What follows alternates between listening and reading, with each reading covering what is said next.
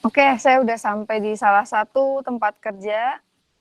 Oh, oke. Baik. Sebelumnya saya buka lagi nih.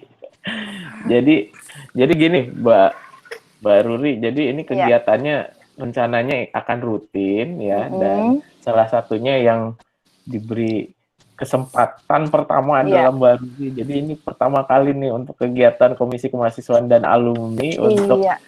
untuk langsung berinteraksi di dalamnya, dan nanti di-share juga kegiatan-kegiatan alumni, kegiatan Mbak Ruli sekarang Iya. ya, dan kiprah nih yang sudah berapa tahun dari lulus Mulai dari IPB mulai sampai usaha sekarang, banget sih. Mulai usaha banget dari sih itu 2014 sih. 2014. 2014. Nah, Oke, lulus mulai dari IPB-nya? fokus. Lulus dari IPB-nya SKL-nya kalau nggak salah 2013 atau berapa lah. Pokoknya aku termasuk yang lama 2013. banget lulus. Jadi banyak cutinya. Oke. Lama Oke. banget lulus, banyak cutinya. Cuma yang membantu kelulusan itu almarhum Bu Utut dulu. Oh, Bu Utut. Jadi Iya, dulu sama Bu Gayu. pembimbingnya Bu Utut. Bu Utut. Iya, almarhum Bu Utut dan Bu Gayu.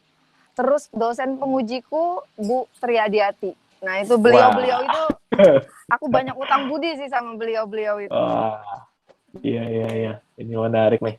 Ya. Iya. Jadi teman-teman semua, teman-teman rekan-rekan mahasiswa ya di sini dan alumni ini ya. Kita mengundangnya mahasiswa dan alumni ya. Iya. Jadi kita kedatangan tamu spesial Mbak Ruri Arindi ya, dan CEO, founder dan CEO dari PT Natura, Nektar sorry, Natura Karya. Nektar Natura Karya Karya. ya, Nektar Natura Karya ya. Oke. Nanti selanjutnya saya panggilnya PTNNK aja ya. Oke, boleh, PNNK bebas. nih ya, dan sudah berkiprah dari 2014 sampai berarti udah 6 tahun ya, Kalau dan PT-nya sekarang baru banget, Pak Windra. baru banget. Oh, Baru tapi banget. kegiatannya yang penting, kegiatannya udah mulai 6 tahun ya, dan itu Ya. bukan hal yang mudah juga untuk dilakukan ya, dan perlu latihan. Modalnya juga sangat minim, cuma 400-an ribuan. Memulai 400 usaha ribu apapun. Iya, untuk memulai mulai usaha apapun usaha, itu ratusan ribu doang aku. Karena ratusan tidak ribu. bermodalkan besar, tidak bermodalkan investor atau utang. Jadi memang butuh effort yang ya sebenarnya ini sih bertahap. Namanya juga Iya, iya. rintisan kan. Inilah yang disebut Iya, startup gitu. Jadi memang iya. dimulai dari nol banget. Iya. Ini Oke. menarik sekali, dan saya sudah banyak berbicara ya dengan Mbak Ruri juga ya. Ini nanti saya akan informasikan bahwa ada kurikulum 2020 ya. Kurikulum Oke. 2020 itu kalau kata Mas Menteri adalah kuliahnya merdeka gitu ya. Ya, Oh, kuliah oke. merdeka. Kuliah merdeka itu selama 2 semester itu tidak boleh, bukan tidak boleh, diwajibkan untuk berkuliah di luar prodi selama 2 semester. Jadi ada Wow. berapa? 20, Wah, 40 setahun SKS ya. mungkin Oke. ya.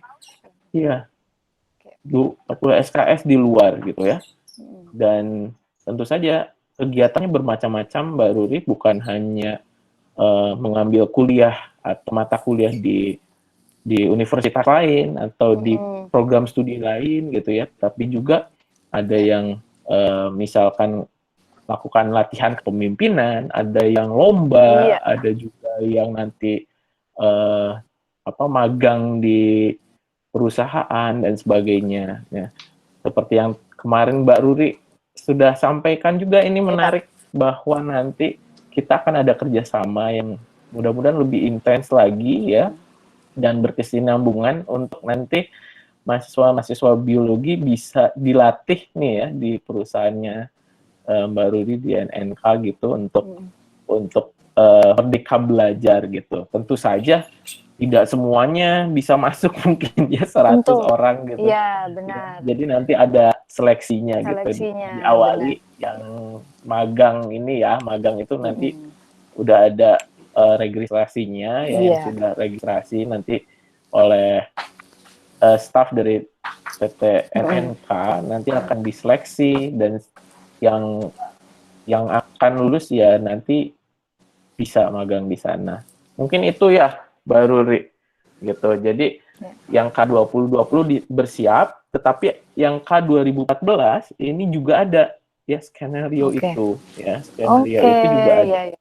Nanti baru sekarang sedang digodok oleh semua staf di Departemen Biologi ya, utamanya staf-staf muda nih godok. Nanti ada beberapa skenario untuk K2014 yang sekarang tingkat 2, tingkat 3, dengan tingkat 4 untuk melakukan kegiatan Merdeka Belajar juga gitu. Tetapi masih parsial, tidak seluruhnya Merdeka Belajar.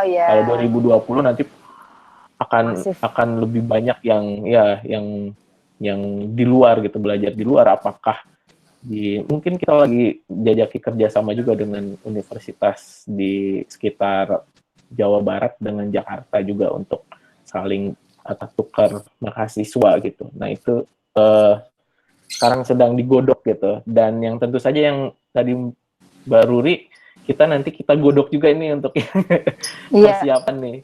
Karena saya juga ingin mahasiswa biologi PB ya, bukan saya saja tapi departemen ya, termasuk dosen-dosen dan ketua departemen, termasuk dari Pak Arif Satrianya, menjajaki agar mahasiswa itu bergerak juga di bidang entrepreneurship ya, entrepreneurship.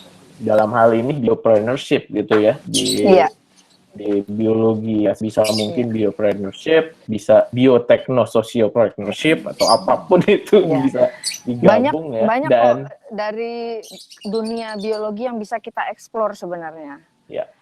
Usaha saya aja relate banget sama biologi, makanya yang diutamain untuk magang ini mahasiswa biologi gitu. Iya. Nah, sekarang kita mulai saya gali nih ya, perjalanannya Mbak Ruri nih. Ya, dari awal nih kita akan galinya ini dari mahasiswa. Memang dari awal suka berbisnis atau seperti apa nih Mbak Ruri? Oke.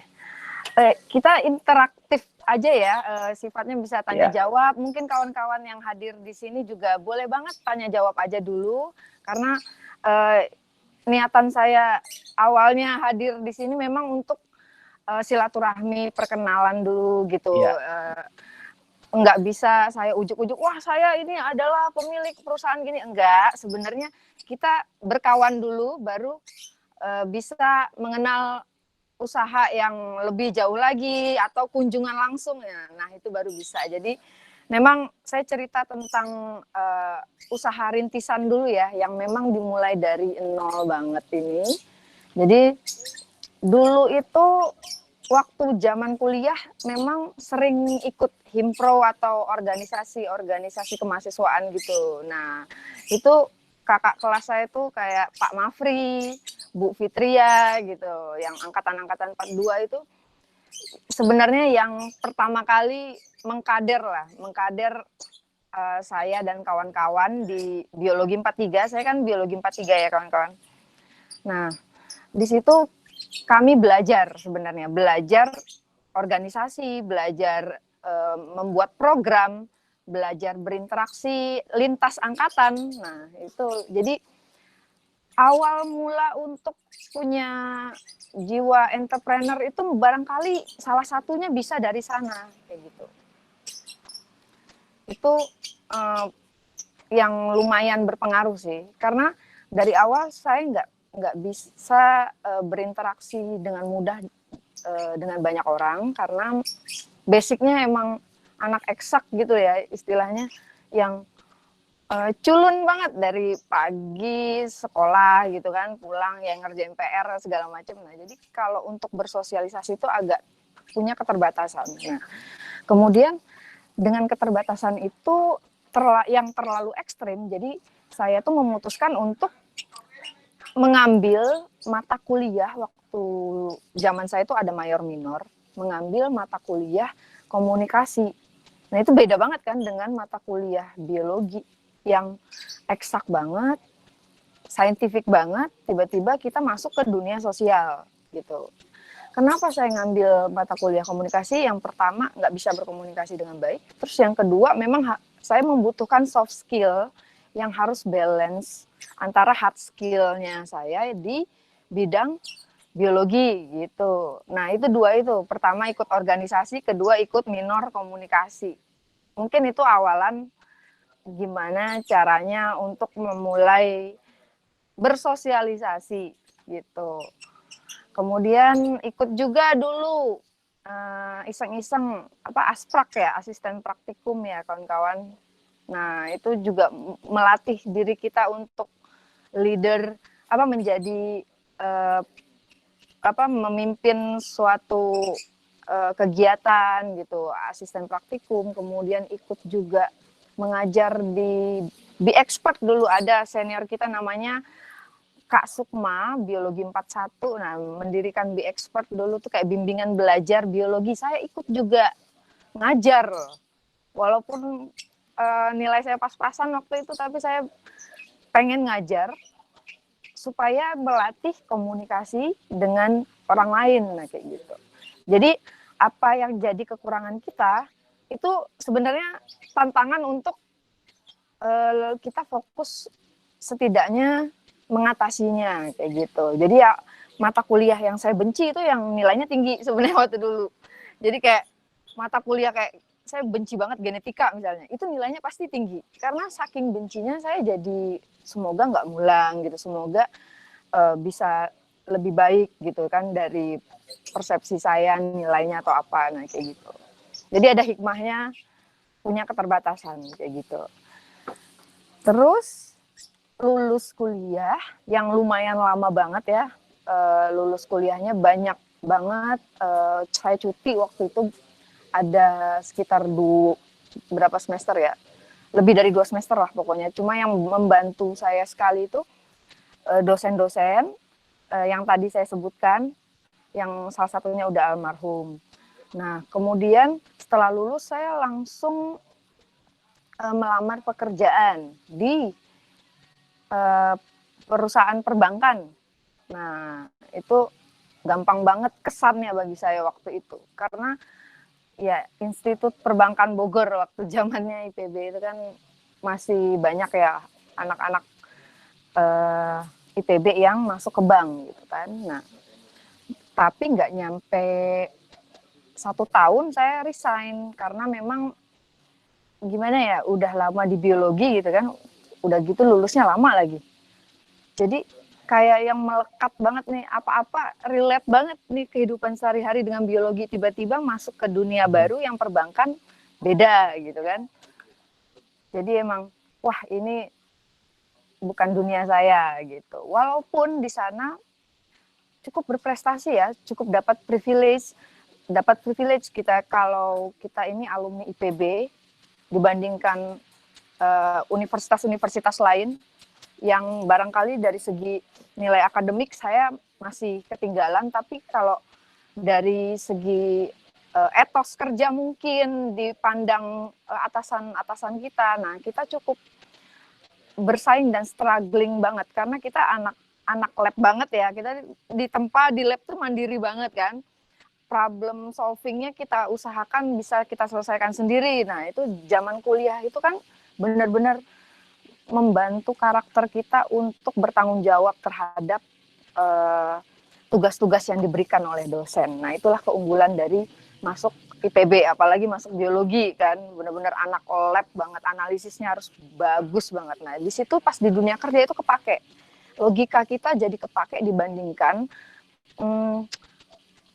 orang-orang lain yang mungkin selama kuliahnya tidak terbiasa dengan pressure seperti itu gitu. Nah jadi harusnya kita nggak perlu minder juga sih. Sebenarnya masuk IPB itu salah satu privilege kita nanti di dunia kerja sebenarnya kayak gitu.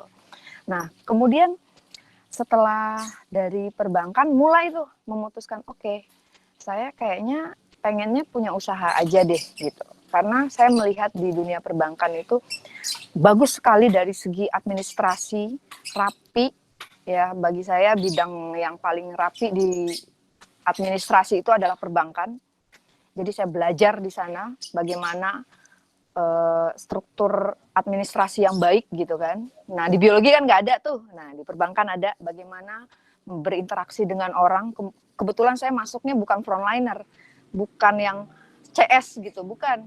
Langsung ke bagian kredit tuh, bagian atasnya gitu.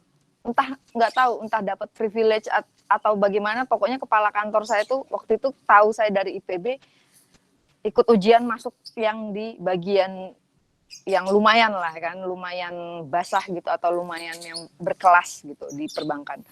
Nah di situ belajar berinteraksi dengan orang lain, belajar bagaimana perform, belajar bagaimana di dunia kerja itu beda banget dengan dunia perkuliahan saya. Saya kuliah pakai asal aja, casual aja bisa gitu kan. Tapi tidak di dunia kerja. Ada profesionalitas yang mesti kita bangun. Gitu. Nah di situ. Kemudian disiplin waktu segala macam, belajar di situ. Setelah keluar dari perbankan, saya ngambil hikmahnya. Saya punya pengetahuan mengenai administrasi yang rapi ketika nanti membangun usaha kayak gitu. Nah, jadi bangun usaha itu 2015 kan masuk bank itu kalau nggak salah 2014-an. 2015 saya mulai usaha tuh. Usaha yang pertama itu bukan ujuk-ujuk skincare gitu kan, enggak. Jadi saya punya kebun, nih saya tunjukin kebunnya boleh ya Pak Windra ya, sambil jalan-jalan boleh nggak sih? Atau harus diam di sini? Enggak, boleh jalan-jalan. Iya. Nah, Justru jadi menarik saya, nih interaktif. Oke. Sambil keliling boleh ya, keliling kebun Iya, ya. keliling. Oke. Ini Boleh. saya punya kebun, namanya Kebun Belakang Farm. Nah, lokasinya tuh kawan-kawan di belakang gudang Bulog Dramaga dekat kampus IPB. Jadi kebangetan deh kalau anak biologi nggak main ke sini. Aduh main dong. Di sini banyak banget orang-orang dari kampus main. Jadi kalau bisa anak biologi rajin main di sini. Kita bisa diskusi banyak hal, bisa melakukan banyak hal. Ini kebunnya 1 hektar, saya kira luasnya kecil ya, 1 hektar. Tapi isinya yang komplit. Jadi saya punya kebun yang udah dari 2005.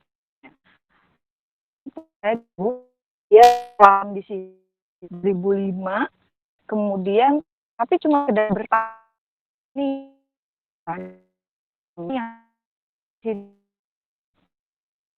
Tuh. Dulu kayaknya koneksinya mulai hilang ya di sana.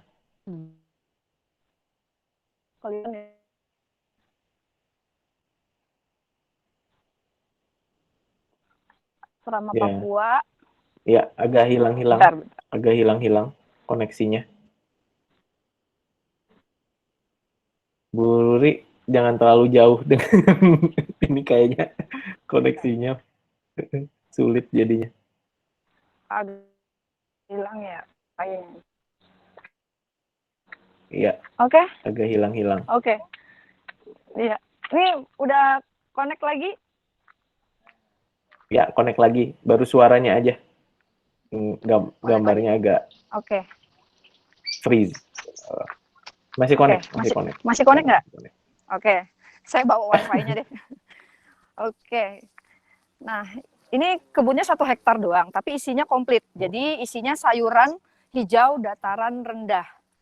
Seperti bayam, kangkung, cesim, katuk, kemangi, daun bawang seperti itu, cabai, ada pepaya juga. Kalau kata Bu Triadiati, pepayanya namanya pepaya Kalina, yang dikenal di pasar seperti namanya pepaya California. Iya. Nah ini ada sayuran-sayurannya. Nah di sini nih saya mau mulai bagaimana memasarkan produk, jadi memulai kewirausahaan dengan branding gitu. Jadi saya memulai bikin brand.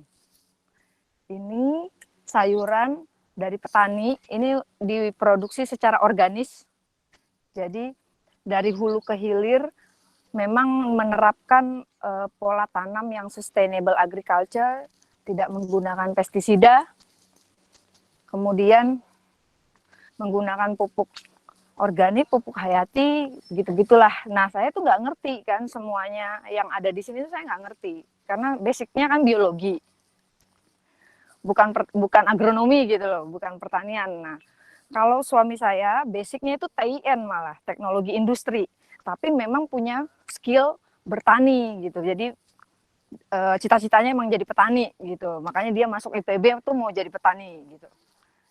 Nah, jadi saya membantu untuk bikin brand sebenarnya. Jadi produk-produk petani ini yang sangat berkualitas ini mempunyai nilai tambah kalau kita punya brand, apalagi diproduksi secara organis. Tuh ada timun, terong, ini kenikir, kayak gitu. Nah, itu saya memberanikan diri bikin brand namanya Patani Organik. Bisa dilihat di Instagramnya, namanya Patani Organik. Nah, brandnya Patani Organik ini awal bikinnya itu butuh perjuangan banget. Tapi modalnya minim. Modalnya cuman 350.000. Tapi pasti banyak yang bertanya. Ini pasti nyewa lahannya nggak murah dong, kayak gitu kan. Terus punya petani-petaninya nggak gampang dong, kayak gitu. Terus terang ini kami sewa bareng-bareng kawan-kawan bersama petani. Jadi saya kan habis lulus itu benar-benar sama orang tua saya ditempa, kalau kamu sudah lulus kamu tidak boleh lagi disuplai lah ya. Disuplai nafkahnya sama orang tua. Kamu harus bisa udah jadi sarjana harus bisa lah menghidupi diri sendiri. Nah, jadi saya kan berpikir bagaimana saya bisa menghasilkan penghasilan dari faktor-faktor produksi yang ada di sini. Walaupun saya nggak punya apapun waktu itu, saya belum punya modal apapun, belum punya modal besar, namanya juga baru resign dari bank lagi ya, jadi belum setahun pula. Apa yang saya punya nggak ada, tapi saya punya pengetahuan mengenai administrasi yang rapi dari saya pernah bekerja di bank.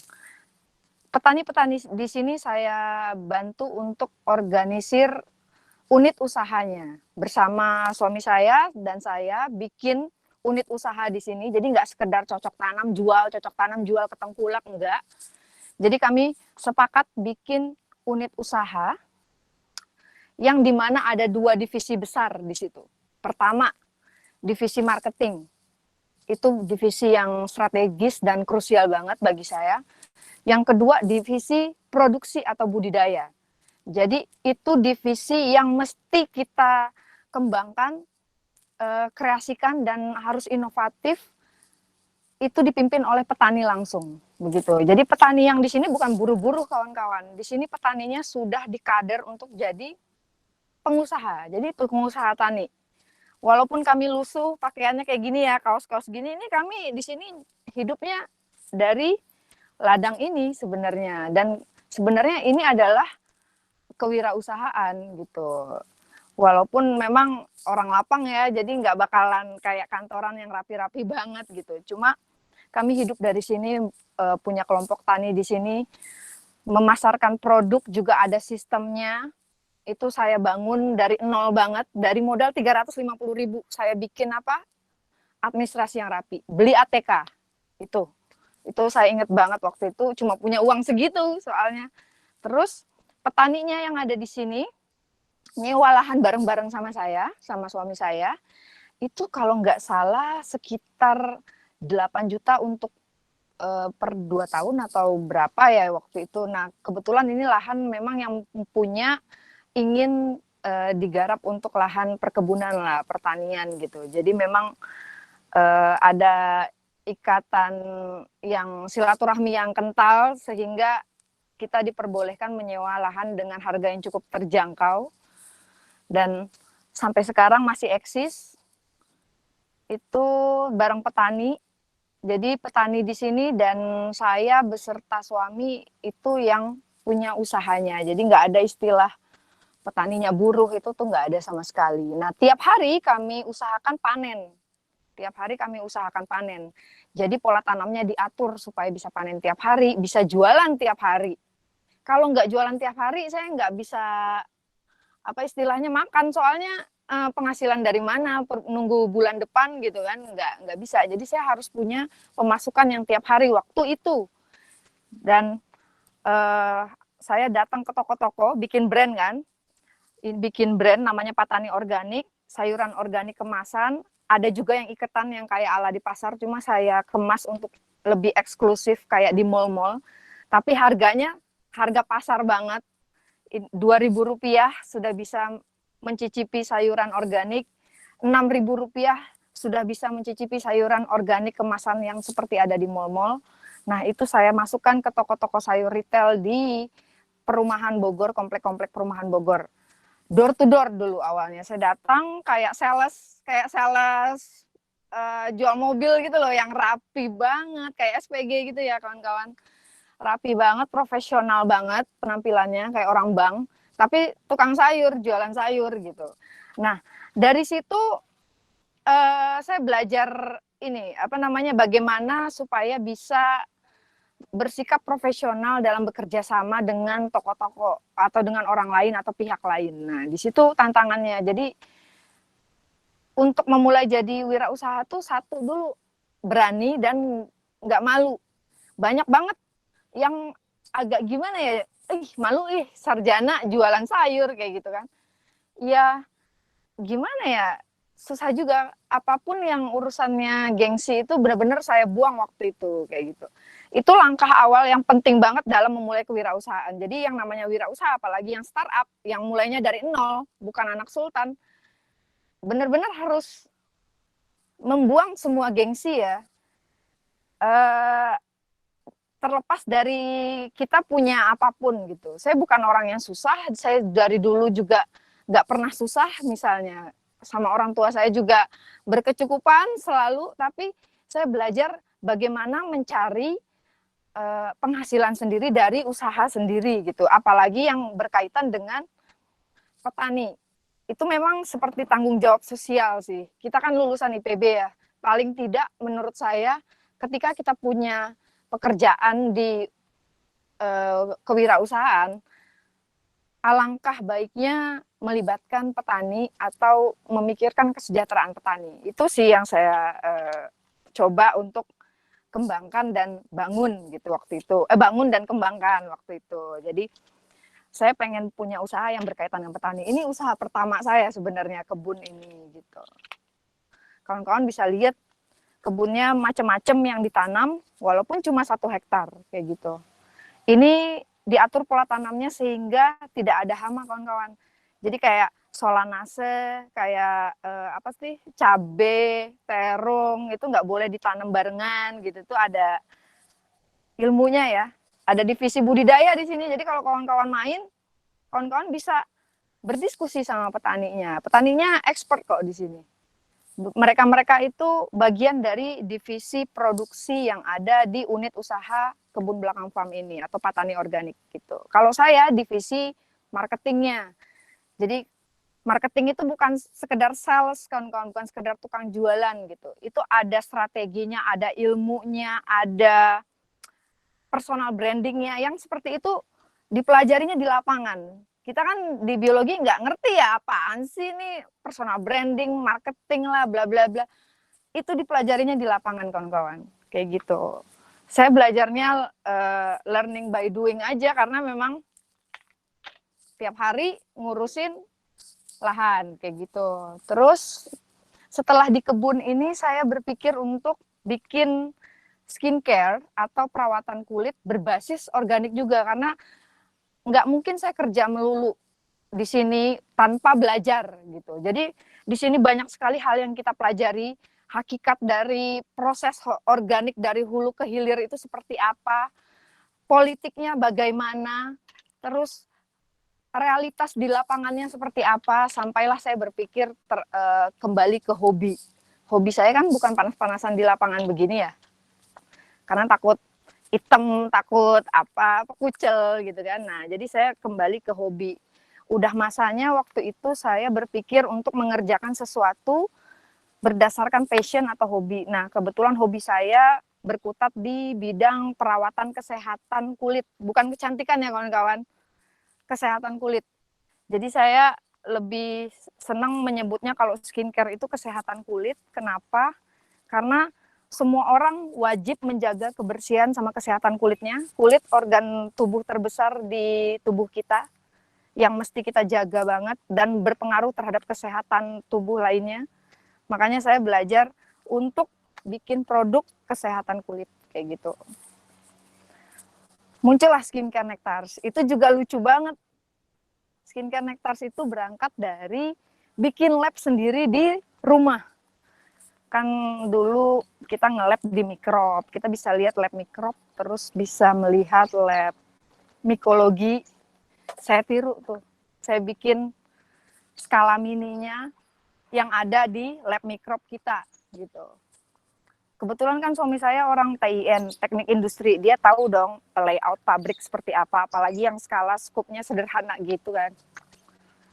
Jadi bikin lab sendiri di rumah, laminaran sendiri di rumah, bikinlah produk skincare. Marketingnya gimana, cara jualinnya gimana? Susah banget, karena hanya orang yang percaya sama kita yang mau beli. Kayak gitu. Apalagi kaitannya sama kosmetik kan, regulasinya ribet banget. Regulasinya ribet, berat, dan nggak mudah. Sekalipun perusahaan besar tetap harus mengikuti regulasi yang tidak mudah kayak gitu. Tapi karena passionnya di sana, saya nggak mau berhenti. Jadi saya bikinlah lab, sudah bikin lab, punya formulator. Formulatornya kawan sendiri sekelas namanya Mbak Isnita. Mbak Isnita itu biologi 43 juga, teman sekelas saya. Cuma beliau lebih intelek ya, lebih pinter. Jadi saya tempatkan di posisi produksi atau formulator gitu. Jadi dialah yang mendesain produk. Ini saya bawa contoh produknya. Nih, dia yang mengatur komposisi produk kayak gitu. Ini salah satu produk-produknya Nectars saya bawa. Formulator Nectars ini yang berbasis skincare natural sama organik itu juga bukan orang sembarangan kawan-kawan. Jadi kita nggak boleh bikin skincare yang kayak apa sih namanya DIY gitu ya, do it yourself. Kayak yang lihat di Pinterest, lihat di Google, lihat di jurnal, bikin sendiri gitu. Oh jangan, itu nggak boleh. Kita harus tahu pH-nya berapa. Kita harus punya formula resepnya seperti apa. Nah, itu gimana caranya anak biologi bisa bikin skincare gitu kan. Emangnya diajarin selama kuliah? Enggak, memang kita nggak diajarin. Tapi kita diajarin sama dosen-dosen kita, sama asprak-asprak kita. Bagaimana menerapkan teknik aseptik. Bagaimana membuat laminaran sederhana. Bagaimana menginokulasi, ya kan.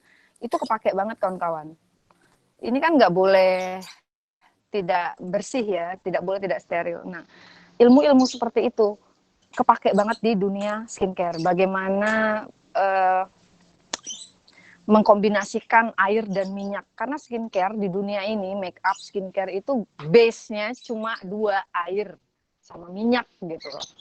Nah, minyak-minyaknya itu kita combine kayak gitu. Nah, itu di kimia organik kepake. Jadi ketika saya suruh teman saya yang Isnita ini, Cak, kamu workshop dong, biar jadi formulator, biar bikin skincare yang sesuai standar atau punya wewenang ilmiah untuk bikin skincare gitu. Dia workshop, ilmunya kepake banget di biologi. Kimia organiknya kita ulas lagi kayak gitu. Biokimia kepake juga gitu. Jadi emang relate banget di dunia biologi skincare, apalagi yang basicnya natural sama organik. Kalau kawan-kawan nanya, kenapa sih skincare natural sama organik, kenapa nggak skincare yang umum beredar banyak di pasaran gitu ya? Sebenarnya ada perjalanannya lagi sih, lebih personal. Cuma secara umum, skincare di dunia ini untuk kategori yang safe ya, misalnya yang cenderung lebih ke alami, itu ada 3 kawan-kawan. Ada yang namanya vegan skincare, ada yang namanya natural skincare, ada yang namanya organic skincare. Nah, di Nectars, kiblatnya ini adalah skincare natural, organik, sama vegan dari Eropa sana kayak gitu. Karena banyak komposisi-komposisi di skincare harian kita yang sebenarnya udah dilarang kalau di negara-negara maju itu untuk dipakai dan dioles ke kulit kita. Itu dari hasil riset dan perjalanan karena kami passionate banget di dunia skincare kan. Tapi masih dipakai di negara kita. Di regulasi masih dibolehin tuh ada sih misalnya pengawet tertentu ya. Nah, saya meng-create produk yang kalau bisa tuh better lah dibandingkan yang umum beredar di pasaran, itu inovasinya. Jadi kerja itu nggak sekedar bikin produk kawan-kawan. Kita saintis, sarjana sains, harus bikin inovasi juga gitu loh. Inovasi itu apa sih? Bukan sekedar kreasi atau kreativitas, tapi berdampak luas kayak gitu. Nah, ini inovasinya tuh di situ. Inovasinya di komposisi produk kayak gitu. Jadi kalau yang bagian skincare ini di PT Nectars ini perjalanannya itu 2018 baru mulai itu bikin. Nah, baru ada PT-nya itu 2019 akhir kayak gitu. Ya modalnya nol banget. Kalau bahan-bahannya itu didapatkan dari mana? Bahan-bahan untuk ini, skincare. Ya, bahan-bahannya sebagian ada yang impor karena memang kalau kita bicara organik di dunia skincare nggak boleh sembarangan nyebut itu organik kalau nggak ada sertifikasi organik kayak gitu. Jadi rata-rata bahan-bahan atau raw materials yang bersertifikasi organik itu masih banyak diimpor lah variannya. Jadi mau nggak mau kita belanja ke luar negeri. Tapi kalau skincare yang kategorinya natural itu belum tentu organik, tapi organik udah pasti natural, biasanya gitu. Karena udah terkait sertifikasi ya, dari hulu ke hilir dia dikurasi lah seperti itu. Nah, kalau dari skincare yang natural ini, mostly bahan-bahannya, kami masih berinovasi tiap hari loh. Tiap hari kami ada tim R&D-nya juga. Ini mostly bahan-bahannya dari lokal, dari biodiversitas lokal. Contohnya, ekstrak ini kan plant based ya, natural tapi plant based vegan. Contohnya pegagan, Centella asiatica itu bahasa latinnya. Itu lokal, nggak mau kami ngambil dari luar negeri karena banyak banget di kita pegagan kan. Dan itu jauh lebih berkualitas pegagan di Indonesia dibandingkan pegagan-pegagan di luaran sana di Korea atau dimanapun. Jadi mulailah saat ini percaya terhadap kekayaan alam kita, percaya terhadap ilmuwan-ilmuwan kita kayak gitu. Terus krokot itu bagus banget untuk kesehatan kulit. Moringa itu bahan-bahannya juga dari lokal, dari alumni atau saintis lokal. Saya banyak kenalan dari orang-orang pautan, orang-orang agronomi yang memang dia bisa mengekstraksi ekstrak tanaman gitu. Dia bisa mengekstrak tanaman yang kita request gitu. Atau teknik kimia dari Unpad gitu. Itu salah satu vendor saya ada gitu. Bagus banget ekstrak tanaman yang dia produksi. Itu contohnya moringa. Moringa itu kelor ya. Nah, itu jadi kita nggak perlu capek-capek cari ke luar negeri ekstrak tanaman yang unik kayak atau yang apa, yang di kita aja jauh lebih berkualitas sebenarnya. Dan ada jutaan saya rasa ekstrak tanaman yang sangat baik banget untuk kesehatan kulit kita kayak gitu. Dan itu kerjaan anak-anak biologi, biokimia, teknik kimia gitu. Yang saya temuin tuh orang-orangnya basic skill-nya itu gitu, basic ilmunya itu gitu loh kawan-kawan. Makanya relate banget. Ini kan bahasa Latin semua nih, kita pasti tahu semua nih anak-anak Vistum nih. Nih. Jadi kalau saya present ke teman-teman bio, ini kawan-kawan bio nih bisa mengenali semua ingredients yang ada di sini saya rasa. Ini bahasa Latinnya banyak karena ini plant based ya. Nah, kayak gitu. Dan tahapan membeli bahan baku, workshop segala macam itu benar-benar dari yang kita harus nyari-nyari dulu, explore, kenalan, nanya-nanya, itulah fungsinya link ya. Jadi kita bergaul tuh jangan sama biologi aja. Kita bergaul tuh sama orang-orang pautan IPB, gaul sama orang-orang pertanian, teknik industri. Jadi ketika kita punya ide usaha, pengen punya tim, kita bisa tahu ini taruh di mana, kita sebagai seorang biologi jadi apa dan taruh di mana gitu loh kawan-kawan. Kita nggak bisa berdiri sendiri sebenarnya kayak gitu. Walaupun foundernya Nectars ini 2 orang, cuma saya dan Ica, kawan saya yang formulator ini, tapi yang bisa bikin PT Nectars ini bisa jadi PT itu pasti saya punya tim. Timnya siapa aja? Ada alumni TIN, dia bisa bikin layout pabrik, suami saya tuh. Ada alumni Fahutan, dia bisa bikin ekstrak tanaman, nah itu vendor saya, kayak gitu loh kawan-kawan. Ada alumni agronomi gitu, dia juga bisa supply gitu, dia juga bisa ngerti tentang essential oil segala macam. Jadi belajar itu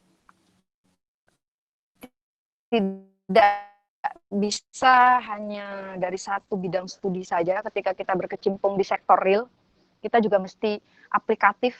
Mau nggak mau kita juga harus berelasi dengan banyak orang kayak gitu. Mulai saat ini ya memang gaul itu penting juga ya. Apalagi ketika nilai akademis kita bagus, kalau bisa soft skill kita sih, sosial kita juga bagus kayak gitu. Sayang sekali kalau cuma akademis doang yang bagus. Itu sayang sekali. Udah terlalu banyak saya melihat bukti-bukti yang seperti itu, amat disayangkan gitu kalau kita nggak punya sosial yang lumayan gitu. Dan pendidikan karakter itu jadi penting gitu loh. Mau sepintar apapun kita, kalau karakter kita tidak menyenangkan di banyak orang, itu juga kan repot ya, kayak gitu. Jadi emang berwirausaha itu adalah urusan bagaimana seni dalam berinteraksi dengan orang lain, sebenarnya itu dulu. Selebihnya mah belajar aja, nanti kita bisa banyak belajar. Apalagi saya yang nilainya pas-pasan ya di biologi, itu bisa punya produk gitu. Apalagi kawan-kawan yang nilainya sangat bagus, sangat passionate di biologi juga, itu pasti jauh lebih bisa apapun dibandingkan saya, kayak gitu sih sebenarnya.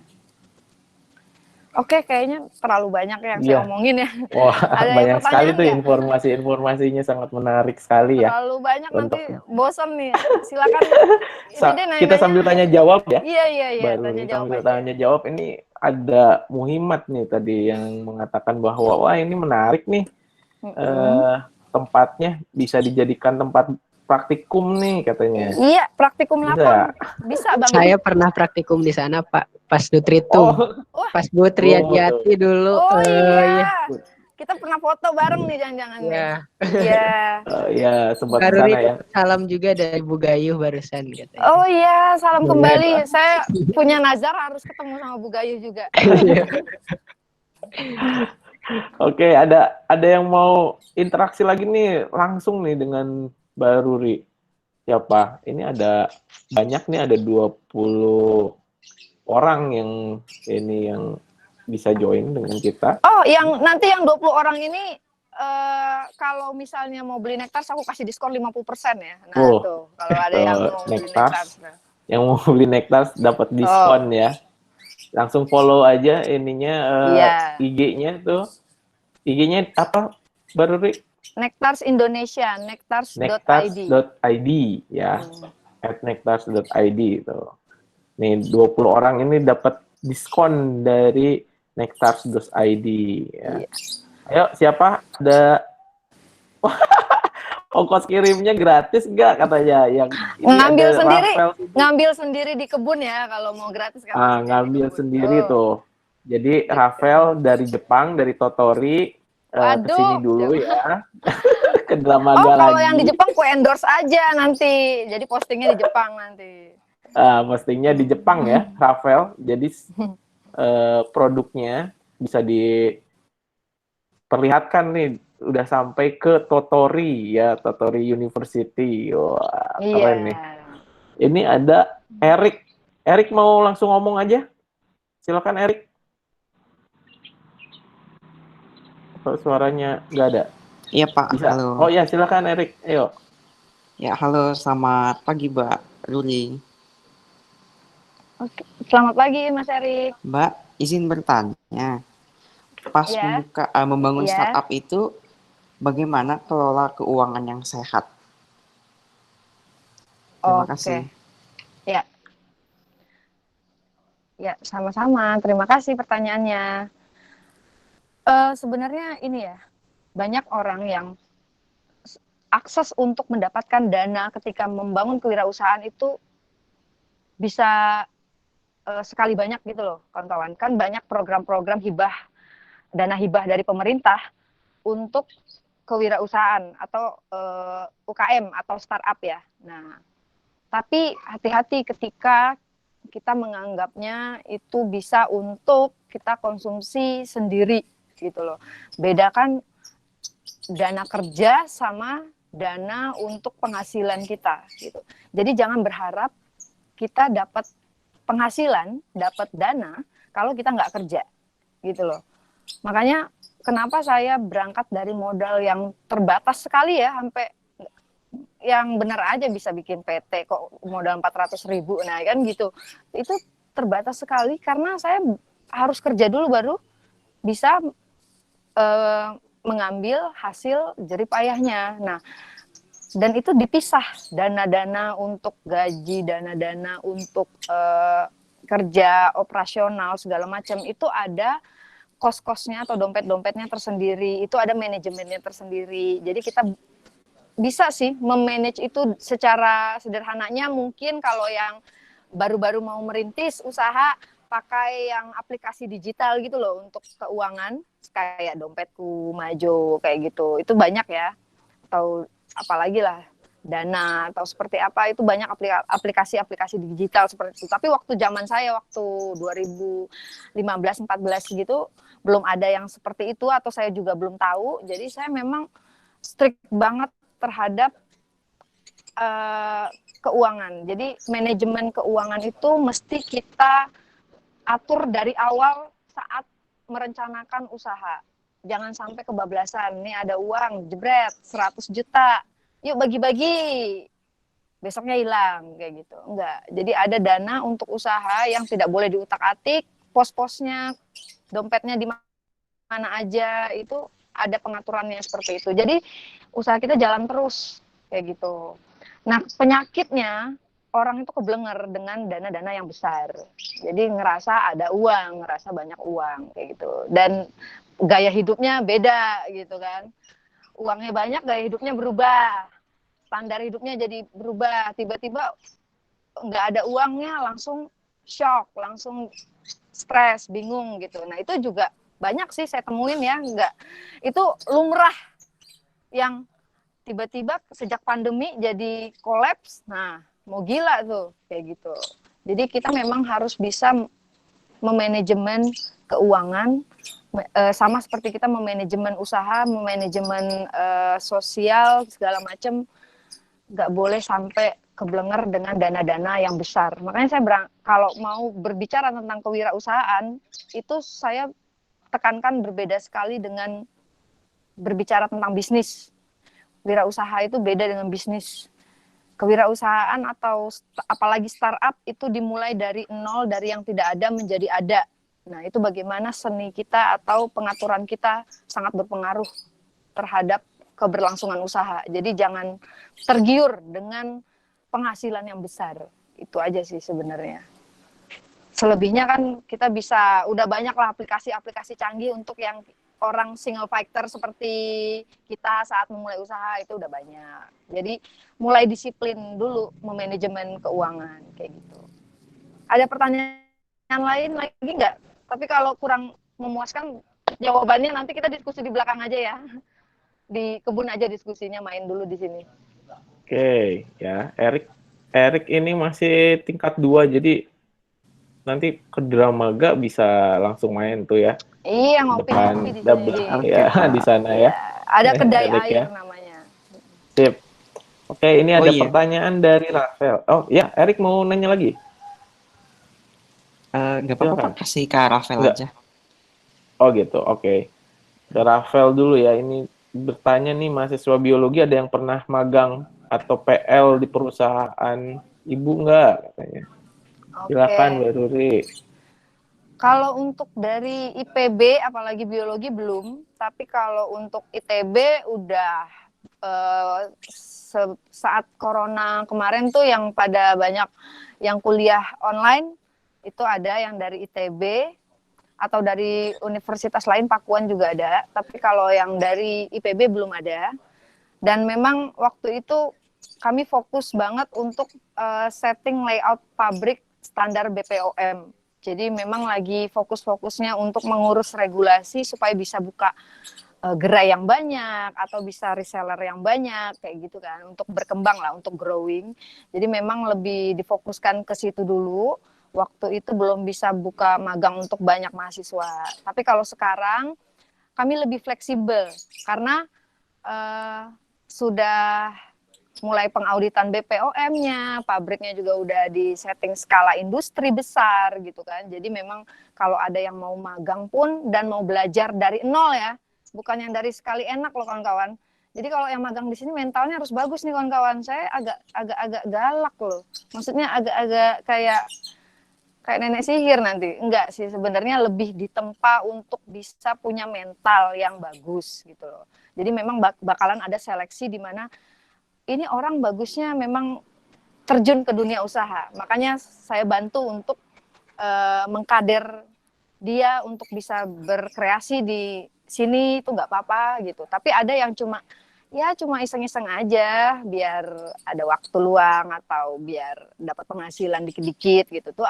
Yang kayak gitu mungkin agak nggak lolos seleksi ya dibandingkan sama orang yang memang mau belajar banyak untuk memulai segala sesuatunya dari nol gitu. Apalagi urusannya berwirausaha yang nggak gengsian gitu loh, nggak takut panas-panasan kayak tadi misalnya, nggak takut untuk bagaimana berinteraksi dengan orang lain, nggak takut trial error di lab. Nah itu nanti bakalan kelihatan kok.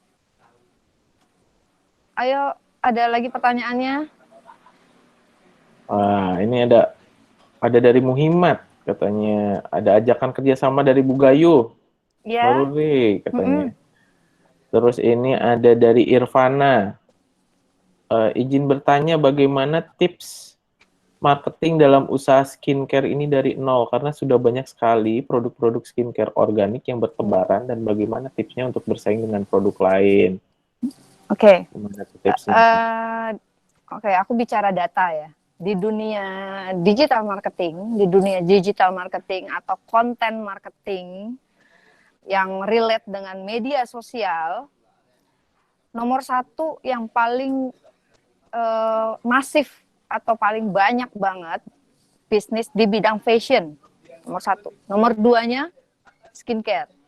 Itu nomor dua tuh skincare. Nah, semakin banyak varian produk atau usaha yang booming di pasaran, itu semakin prospek sebenarnya kalau menurut saya. Daripada kita menjual produk yang langka-langka banget atau kita menciptakan produk yang sebenarnya itu kebutuhan yang diciptakan aja gitu. Jadi skincare itu adalah kebutuhan primer kawan-kawan, kayak sabun mandi, sabun pembersih wajah, sampo, itu skincare loh. Pelembab, tabir surya, body lotion itu kan skincare. Jadi sekalinya orang membeli produk dan cocok, biasanya repurchase kan. Nah, seperti itu. Jadi skincare itu enaknya kita punya pelanggan ketika orang udah senang dengan produk kita gitu. Jadi kayak yang tiap bulan tuh ada aja pelanggan-pelanggan yang beli lagi. Nah, di dunia persaingan usaha itu semakin banyak produk biasanya semakin prospek kayak gitu. Apalagi kalau passionate ya, kita passionate. Berarti kita produknya ya nggak lepas dari inovasi di setiap saat. Kita bakalan nggak puas diri gitu loh, tidak terlalu berpuas diri. Kita harus berusaha selalu lebih baik lagi, lebih maju lagi. Kalau passionate kan seperti itu ya. Jadi ya menikmati aja sih. Nggak ada takut-takutnya. Yang namanya wirausahawan tuh nggak pakai mikir ya kawan-kawan ya. Yang nggak ada kata tapi. Jadi kalau kawan-kawan tahu, aku mau jual produk tapi banyak banget yang jual, aku takut lah nggak laku, nggak ini. Emang kamu nggak cocok jadi wirausahawan kawan-kawan yang kayak gitu. Jadi yang cocok jadi wirausahawan itu adalah orang yang berani, yang optimis, yang tahu baca skema pasar, tahu perilaku konsumen, mau belajar yang seperti itu. Ada pertanyaan lain lagi? Mungkin kalau kurang pertanyaannya kurang bisa dijawab dengan baik, nanti kita diskusi di belakang aja ya. Ya, ada pertanyaan lagi dari Imani ya. Imani ya, Imani jadinya Imani. Permisi. Imani Biologi 55. Wow. Strategi Aduh, pada tua saat banget aku. ingin memasuki produk ke sebuah toko yang baik bagaimana ya, Bu? Sementara produk kita masih terbilang baru dan belum punya nama. Silakan. Semua produk saya itu baru dan belum punya nama banget, kawan-kawan. Paling dari mulut ke mulut mungkin ya yang kalau di IPB. Tapi ya karena persebarannya digital udah menjangkau ke seluruh Nusantara. Cuma saya punya pengalaman memasarkan produk pertama kali itu yang sayuran organik kemasan dari door to door, dari toko ke toko. Tips dan strategi marketing. Oh, nih saya mau cerita nih. Tahu Bob Sadino nggak, teman-teman? Pasti tahu ya. Legend banget kan, kawan-kawan. Bob Kalau Sadino saya sih tuh, tahu, mungkin ya. kalau yang mereka nggak tahu ya, Oh nggak iya, tahu. bisa googling ya, Coba kawan-kawan. ceritakan ya. Yang punya Kemchik ya, itu udah almarhum. Dia legend banget, beliau legend banget, bisa googling lah nanti.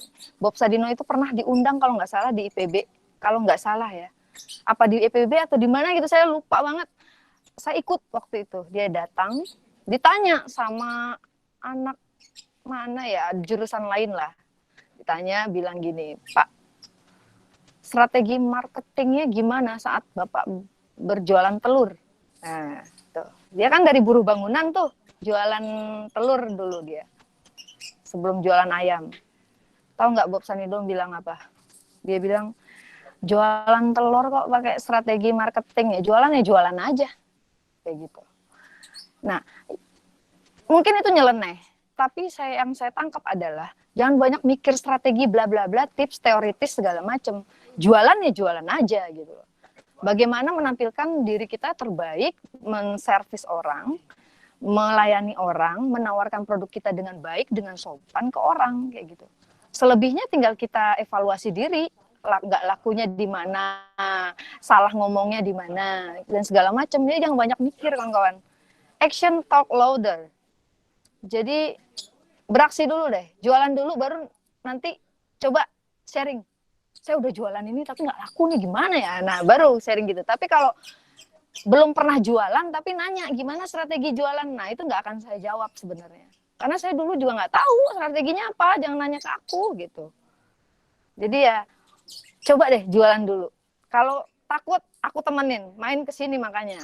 Nanti aku kawanin kalau jualan, aku banyak waktu luang banget nih, nganggur sebenarnya nih. Oke, kayak gitu ya kira-kira. Kita berani dulu deh ya, action dulu. Mungkin kalau kurang jawabannya kurang berkenan, nanti kita diskusi di belakang aja. Okay. Pokoknya kalau masih kurang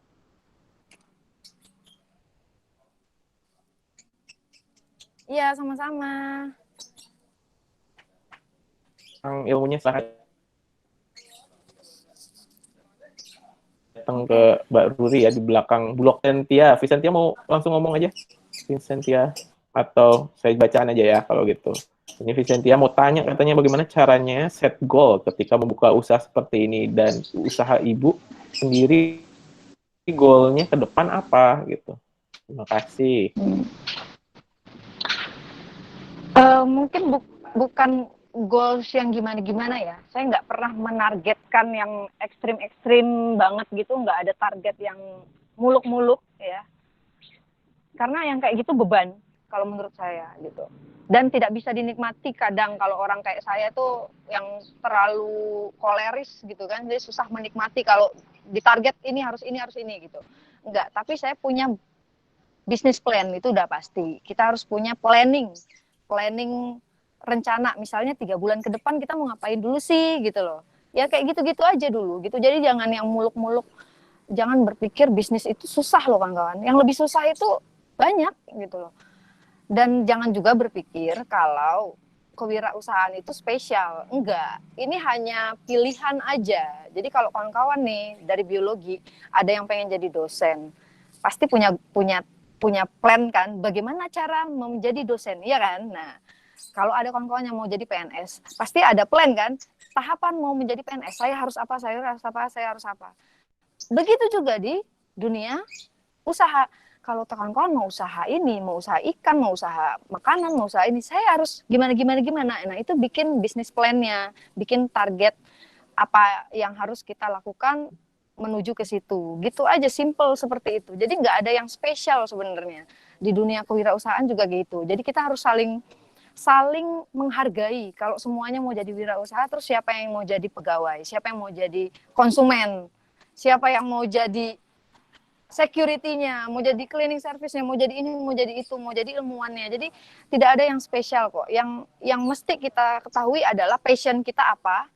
Nah, fokus terhadap langkah-langkah yang kita lakukan ini, bikin plan, bisnis plan atau bikin target simple menuju semakin dekat dengan passion kita gitu. Jadi settingnya itu untuk kalau yang dari sudut pandang kewirausahaan ya bikin aja dulu bisnis plan. Bisnis plan itu bisa googling atau bisa diskusi juga sama orang yang udah pernah bikin gitu. Simpel itu ada BioWorld kan di Himabio, BioWorld. Nah itu kakak-kakak BioWorld tuh jago-jago tuh jualan tuh harusnya bisa bikin bisnis plan juga. Oke.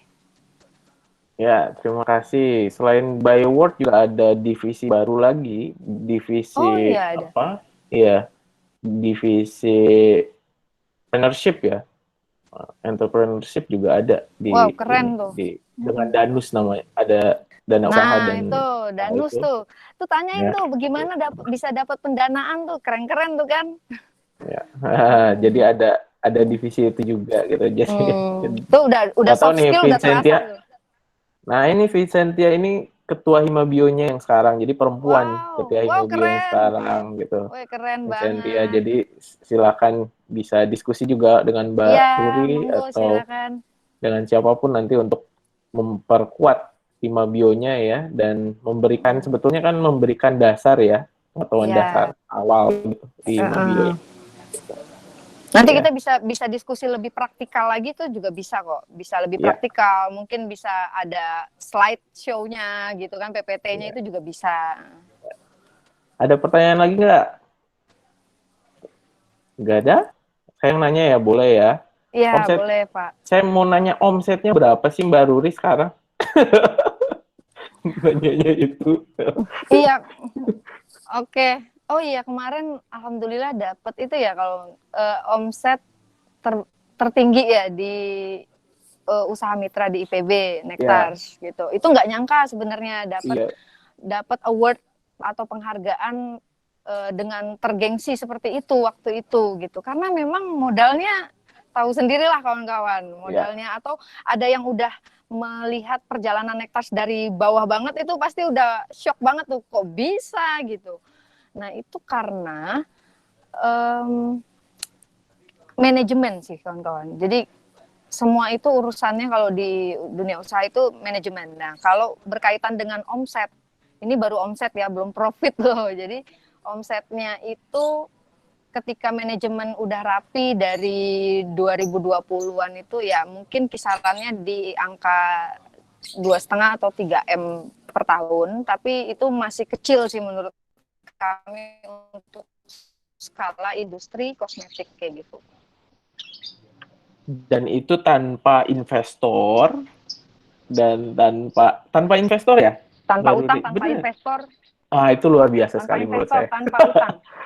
Foundernya baru 2 orang. Tanpa investor. Anak biologi 2 orang doang. Jadi teman-teman mahasiswa ini bisa ini ya belajar banyak nih, tanpa investor, tanpa utang bisa menghasilkan luar biasa besar ya, dan itu diapresiasi banget oleh IPB ya, sebagai alumni IPB, dan tentu saja alumni biologi ya kita sangat bangga ya, dosen-dosen juga suka banyak yang cerita ya.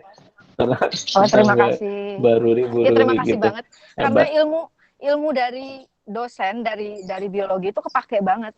Jadi teman-teman kalau lulusan biologi itu salah kaprah banget deh kalau minder. Karena kita tuh dihargai banget di dunia luar gitu. loh, kayak bergengsi gitu. Kalau misalnya saya ketemu kolega ya, ketemu vendor, ketemu orang-orang besar, ketemu pemilik perusahaan besar yang omsetnya bulanan itu udah mungkin ratusan miliar gitu kan. Nah, ketemu orang-orang seperti itu, sampai pejabat seperti itu, kalau mereka nanya, Mbak, dulu bidang studinya apa, jurusannya apa? Kalau saya bilang biologi, mereka tuh udah kayak orang, wow, biologi gitu. Jadi kayak yang kagum gitu. Jadi kalau kawan-kawan lulusan biologi, terus kawan-kawan agak, ih gimana ya biologi nanti kerja apa ya gitu kan. Jadi itu tuh salah kaprah banget sih. Kita tuh dihargai sekali loh di dunia luar. Karena memang ilmu kita tuh kepake banyak hal kayak gitu. Jadi itu sudah satu poin apa ya, modal kita ketika memulai usaha, modal kita tuh adalah basicnya hard skill-nya biologi kayak gitu. Iya, setuju sekali saya dengan Mbak Ruri ya. Namanya juga biologi ya, ilmu tentang makhluk hidup. Jadi kalau nggak ada makhluk hidup ya, kita nggak akan belajar biologi gitu. Jadi penting sekali makhluk hidup kan. Penting sekali. Penting sekali. Kalau nanya gimana cara jualan, cara berinteraksi dengan orang, perdalam lebih dalam lagi bioman tuh kan, itu biologi lagi gitu. Ujung-ujungnya biologi gitu. Marketing itu semua urusan biologi loh kawan-kawan. Iya, jadi biologi penting sekali. Jadi jangan minder ya. Hari gini minder kalau minder jangan. Minder biologi Minder kalau tidak lulusnya zamannya lama ya. sama nilainya jelek gitu. Ya, jadi selalu bangga ya untuk jadi mahasiswa di Departemen Biologi ya, untuk kawan-kawan dan alumninya juga harus bangga juga nih ya, karena memang alumninya juga keren-keren nih, salah satunya Mbak Ruri. Nanti kita akan undang lagi nih alumni yang keren nih ya, yang kita bisa share juga gitu ya, bahwa mereka sudah berkiprah di mana-mana itu ya. Itu. Ada lagi silakan. Kalau ada yang mau langsung bicara juga bisa langsung ya di unmute aja. Gitu. Ayo, siapa? Ada lagi Imani, tadi apa siapa? Namanya. Putri Fauzia. Oh, ada Putri Fauzia. Putri mau tanya? Enggak. Oke. Kalau misalkan ada boleh. Erik, ya yang tadi ya, Erik, silakan Erik. Mbak, izin bertanya lagi. Iya, silakan. Ketika awal-awal masuk bank perbankan itu, pernah nggak kepikiran nyoba pekerjaannya itu main saham gitu? Oke. Main saham ya, oke. Gini kawan-kawan, aku bicara dari sudut pandang pengusaha ya, atau wirausahawan gitu ya, dari sudut pandang entrepreneur. Kalau saham itu merupakan salah satu bagian dari investasi memang kayak gitu. Cuma kalau pialang saham atau bermain saham, tapi lebih baik dengan kata pialang saham ya, jangan main-main dengan saham gitu sebenarnya kalau kita nggak punya basic ilmunya. Pialang saham itu memang ada ilmunya, ada studinya juga, jadi kita nggak kayak yang asal gitu loh main saham segala macam gitu. Aku sih terus terang justru dari sudut pandang kewirausahaan yang kubangun dari dulu, aku belum sih main saham, aku malah melempar saham gitu loh. Siapa yang mau beli sahamnya Nektar nih nanti gitu kan, aku sudah punya lotnya gitu. Nah, karena bagiku kalau tidak tertarik dengan segala sesuatu sebagus apapun itu juga tetap nggak worth it sih gitu. Nah, kebetulan aku belum pernah dan belum tertarik untuk mengikuti saham atau main saham karena memang aku lebih senang untuk berwirausaha atau bekerja di sektor real. Jadi menghasilkan produk atau berkontribusi atau punya usaha di bidang manufacturing gitu loh. Jadi memang yang seperti itu belum aku jangkau sih gitu. Jadi jawabannya belum. Oke. Jadi belum ya, Erik. Belum. Berarti rencana ke sana bisa jadi ya. Bisa jadi beli sahamnya Nektar saja ya jadi. Kalau mau main saham. Ya. Nah, itu tuh ya. Jadi sebetulnya ini menarik juga ya terkait tentang saham. Jadi saya mendengar ide dari Mardigu ya, kalau pernah dengar Ya, ya Mardigu, aku follow banget ya tuh Mardigu. Bapak itu. Ya, Mardigu itu mengatakan bahwa kalau saham-saham itu hanya perusahaan yang besar gitu ya. Tapi perusahaan seperti UMKM, nah itu mau dibuat juga seperti itu. Bagaimana UMKM itu yang memang konsumennya pada UMKM tersebut menginvestasikan dananya di UMKM tersebut agar meningkat gitu. Dan itu sangat baik sekali kalau menurut saya ya. Yang penting jadi ini itu menarik tuh. Pernah dengar itu ya? Pernah. Saya follow Mardigu itu udah lama banget. Nah, kebetulan memang goals-nya ke sini sih. Kalau bermain saham itu goals-nya adalah bagaimana kita menciptakan local pride. Jadi kalau bisa kita punya idealisme tertentu ketika kita bermain atau memulai pialang saham kayak gitu. Jadi perusahaan usaha-usaha atau UMKM yang ada di negara kita lokal itu yang mesti kita dukung sebenarnya gitu. Karena apalagi di saat ekonomi ya lagi resesi seperti ini yang bisa saling memutar arus ekonomi yang baik itu tuh ya kalau belanja produk-produk lokal gitu loh. Kalau bermain saham juga hati-hati di perusahaan-perusahaan tertentu juga bisa sih. Cuma memang hati-hatinya itu kalau misalnya kita kebablasan sembarangan, nggak punya ilmunya di saham gitu. Makanya sebenarnya literasi keuangan atau literasi tentang pialang saham itu juga harus kita pelajari. Jadi jangan ngeblank gitu. Dan saham itu sebenarnya penting untuk putaran ekonomi kita sebenarnya itu. Tapi kalau dari sudut pandang entrepreneur, justru akulah yang bekerja dulu nih biar ada orang yang belanja saham gitulah ya. Jadi kalau mau beli sahamnya Nektar bisa gitu.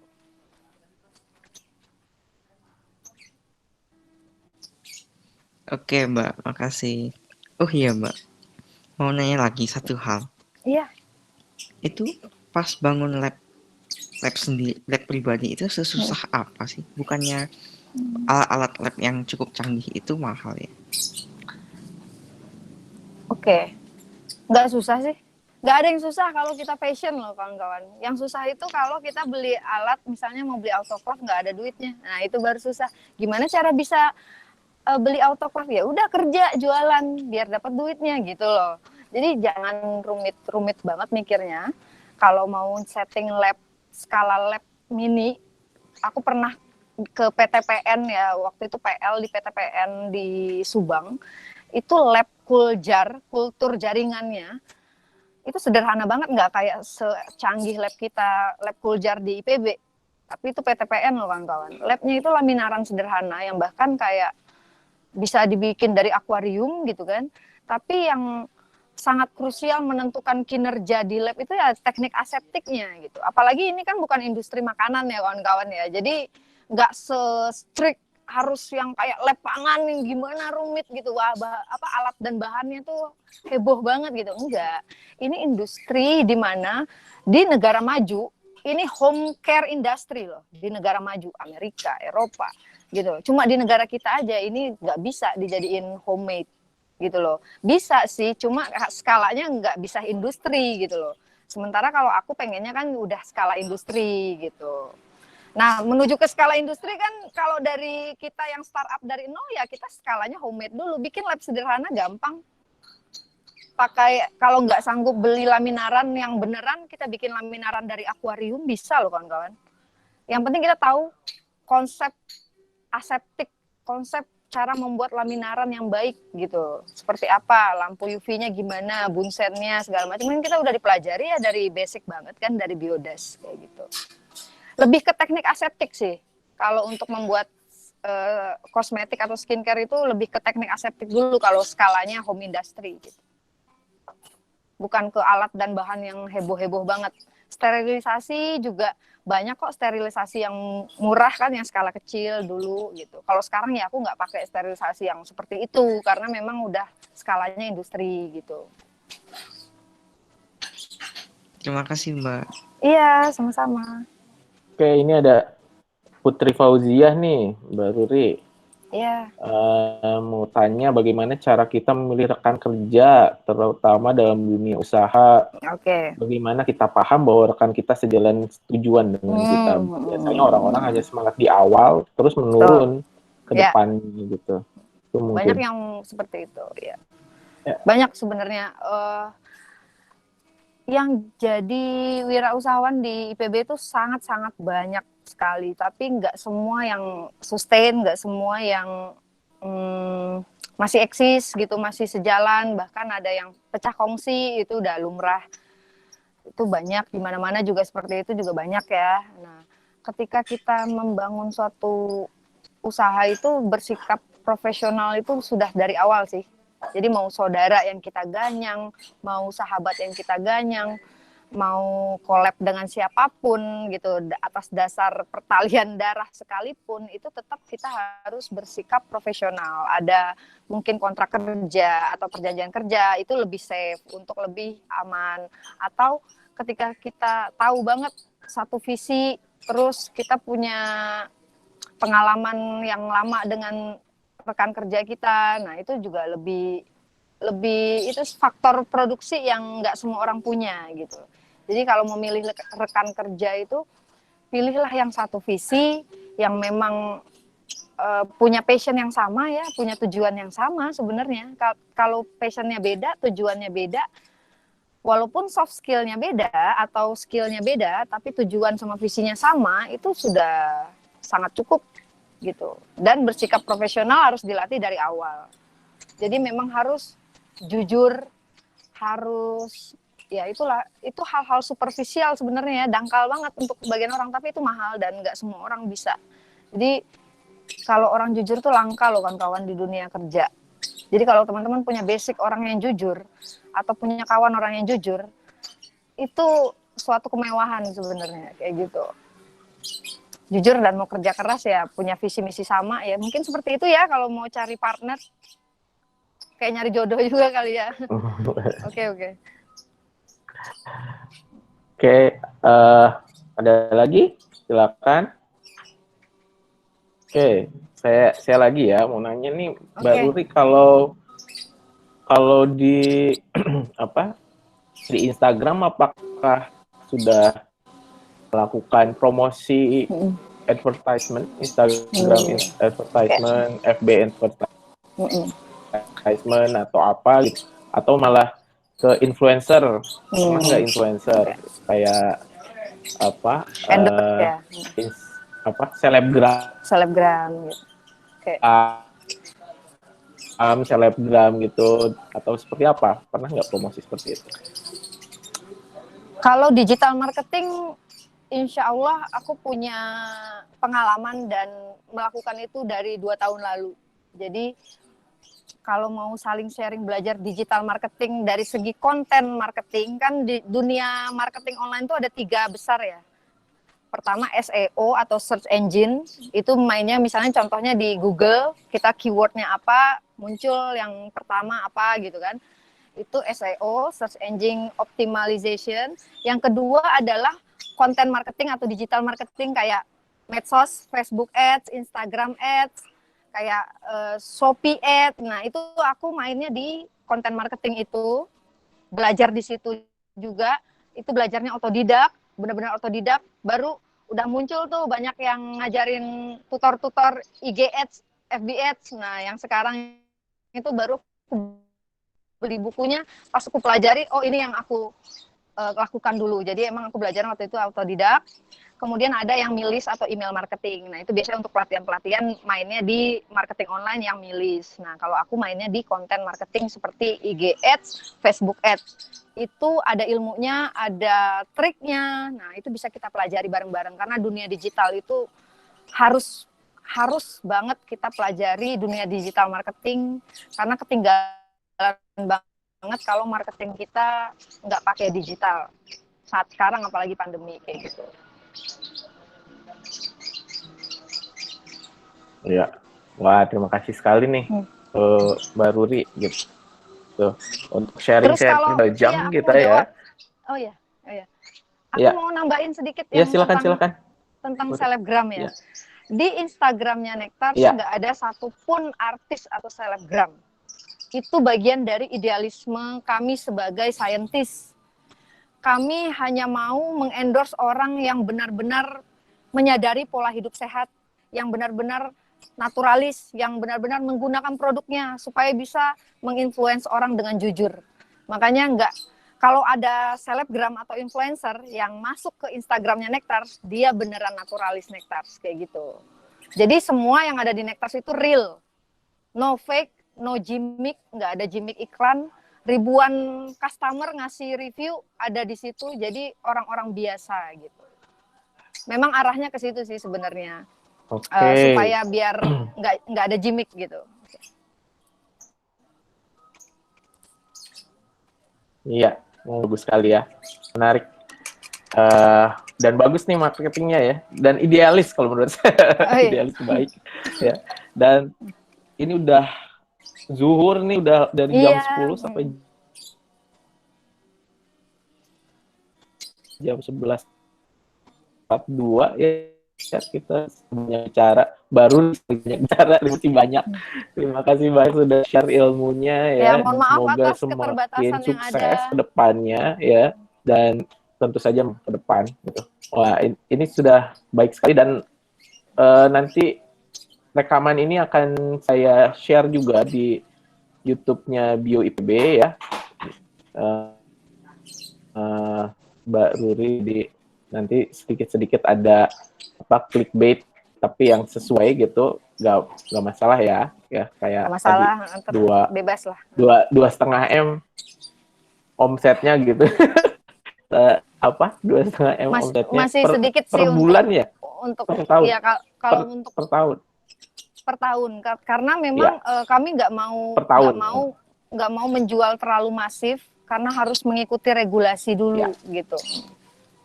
Ya, kalau saya sih melihatnya eco-friendly sekali ya produk-produknya Mbak Ruri itu. Jadi kalau melihat dari ecological footprint, terutama carbon footprint, produknya Mbak Ruri yang digunakan di Bogor itu sangatlah rendah gitu. Karena proses transport dan sebagainya kan itu sebetulnya berhubungan dengan carbon footprint. Jadi itu bisa dijadikan marketing juga gitu, dan bagus kalau menurut saya.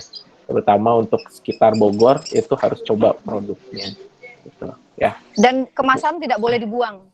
Jadi harus dikumpulkan ke kami biar ditukar voucher belanja lagi nanti. Oh gitu. Oh bisa ya seperti itu ya. Jadi diambil lagi ya? Iya. Bisa ya. Oh. Ada divisi pengolahan limbah tersendiri. Wow, that's good idea kalau menurut saya. Ya, itu perusahaan-perusahahan besar yang belum nyampe ke sana ya, yang sudah banyak produknya tapi nggak bisa balik ke sana. Itu udah ide yang bagus sekali. Terima kasih Bu Ruri. Mungkin itu bincang-bincang kita hari ini ya di nama eventnya ya, ini kegiatannya. Oh, Bio Metamorph ya. Oke. Gitu. Bio Metamorph sesi 1 ya, sesi 1. Bio Metamorph ini sebetulnya intinya metamorfosis alumni biologi gitu. Oke, baik. Jadi alumni biologi, mahasiswa biologi jadi alumni ya, sekarang jadi ya berkarir gitu. Jadinya disebutnya Bio Metamorph gitu. Ya. Terima kasih sekali lagi di acara Bio Metamorph, dan jangan kapok-kapok kalau nanti diundang-undang terus oleh Departemen Biologi. Kalau untuk biologi nggak pernah kapok. Biasanya saya kalau diundang jadi pembicara di mana-mana itu saya nggak mau spend waktu luang itu banyak ada, dan nggak sesuai dengan bayarannya ada. Tapi kalau khusus untuk biologi saya nggak mau dibayar sama sekali. Saya mau menyediakan waktu apapun untuk biologi karena memang di sana saya ditempa dulu kan. Jadi emang udah mengabdi aja deh sama biologi gitu. Wah, terima kasih banyak. Sangat apresiasi, Bu Ruri. Terima kasih sekali lagi. Sama-sama. Terima kasih memberikan kesempatan waktunya untuk bincang-bincang bersama kita semua ya. Sampai jumpa lagi mungkin di lain waktu kesempatan, dan insya Allah saya akan ke sana juga ya berkunjung ke tempatnya Mbak Ruri. Iya, iya dong. Iya, Silakan mampir di sini. iya. Terima kasih. Nanti kita diskusi lagi. Kita Iya. tutup. Assalamualaikum warahmatullahi wabarakatuh. Mari semua. Waalaikumsalam.